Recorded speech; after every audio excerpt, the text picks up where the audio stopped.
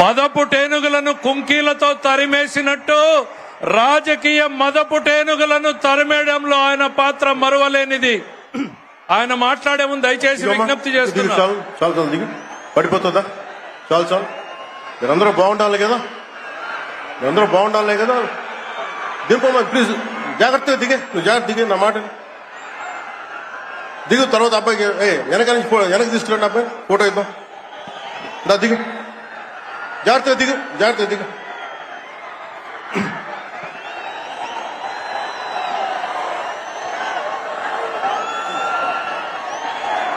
పుట్టపర్తి నారాయణాచార్యులు గారు రచించిన శివతాండవ కావ్యం పుట్టిన నేల, రచించిన నేల, తెలుగు భాష విలువను పెంచిన నేల, ఆడినమ్మ శివుడు పాడినమ్మ భవుడు అని శివతాండవాన్ని వినిపించిన నేల. ఈ నేల ఒక పుట్టపర్తి నారాయణాచార్యులు, కవి బళ్ళారి రాఘవ గారు లాంటి నాటకరంగ రచయిత, నటుడు, విధాన్ విశ్వం లాంటి మహానుభావులు, గజ్జల మల్లారెడ్డి గారి లాంటి కవులు, ఇలాంటి వాళ్ళందరూ పుట్టిన నేల. ప్రతి రాయలసీమ కవులు కళాకారులు అనేది ఋతువులు ఎన్నైనా మా రాళ్లసీమకి ఒకటే ఋతువు, కరువు ఋతువు. కాలాలు ఎన్నైనా మా రాయలసీమకి ఒకటే కాలం, ఎండాకాలం. దాన్ని మనం రూపుమాపే ప్రయత్నం చిత్తశుద్ధితో చేస్తోంది. పరిశ్రమలు, ఉద్యాన పంటలు, సాగునీటి ప్రాజెక్టులు మొదలైనవి చేపట్టి రాయలసీమని రతనాల సీమగా మార్చే దిశలోనే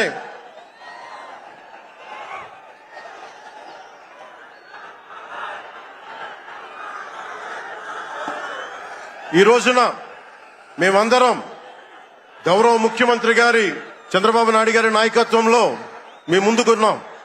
ఈ సూపర్ 6 కార్యక్రమం ఇన్ని వేల కోట్లు ఆర్థిక ఇబ్బందులుండి వీటన్నిటినీ ముందుకు తీసుకురాగలుగుతున్నామంటే మీ భవిష్యత్తు కోసం, యువత భవిష్యత్తు కోసం, మహిళల భవిష్యత్తు కోసం, ప్రతి ఆంధ్రప్రదేశ్ లో ఉన్న ప్రతి ఒక్కరూ బాగుండాలి, మీరు ఆనందంగా ఉండాలి. మీరే అన్నారు, ఆ రోజు మేము అడిగాం, రాష్ట్రం బాగుండాలి, యద్భావం తద్భవతి. మీరు ఎలా ఆలోచించారో మేమందరం కలిసికట్టుగా పార్టీలు వేరైనప్పటికీ రాష్ట్ర హితువు, రాష్ట్ర శ్రేయస్సును దృష్టిలో పెట్టుకొని ఈ రోజున మీ ముందుకొచ్చి ఇంత ఘన విజయంగా, ఇంత దిగ్విజయంతో ఈ సూపర్ 6 కార్యక్రమాన్ని మీ ముందుకు తీసుకొచ్చాం.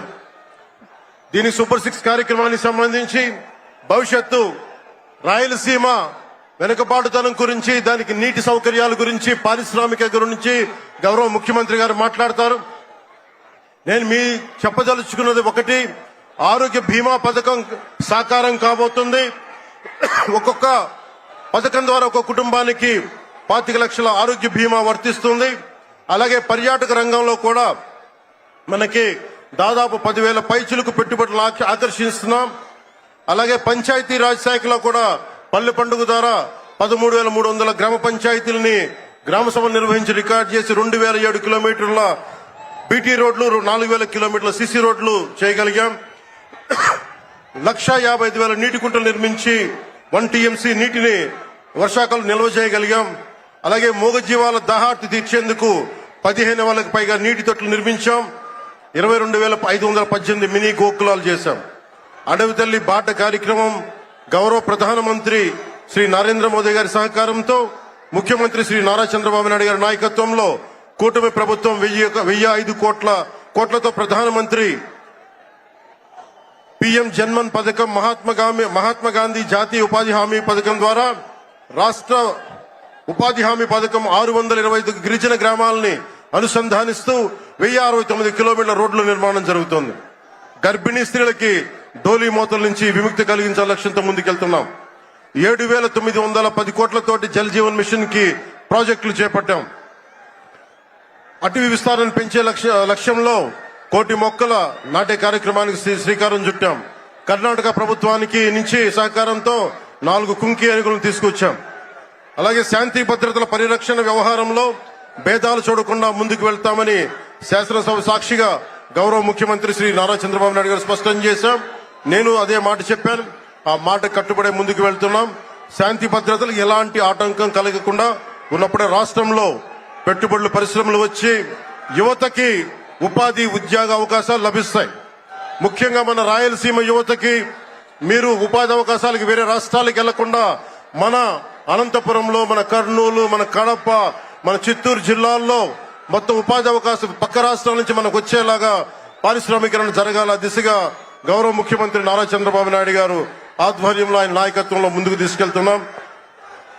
కూటమి ప్రభుత్వం ప్రతి అడుగులోనూ త్రికరణ శుద్ధితో పనిచేస్తుంది. గౌరవ ప్రధానమంత్రి శ్రీ నరేంద్ర మోదీ గారి వికసిత్ భారత్ విజన్ దిశగా గౌరవ ముఖ్యమంత్రి శ్రీ నారా చంద్రబాబు నాయుడు గారి నాయకత్వంలోని కూటమి ప్రభుత్వం ముందుకు సాగుతూ 2047 నాటికి ఆంధ్రప్రదేశ్ ని దేశంలో నెంబర్ 1 రాష్ట్రంగా తీర్చిదిద్దుతామని మీ అందరికీ తెలియజేసుకుంటూ జై భారత్, జై హింద్.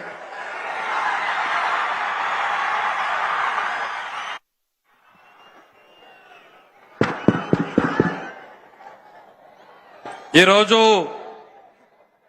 ఈ సభా కార్యక్రమంలో పాల్గొనాల్సినటువంటి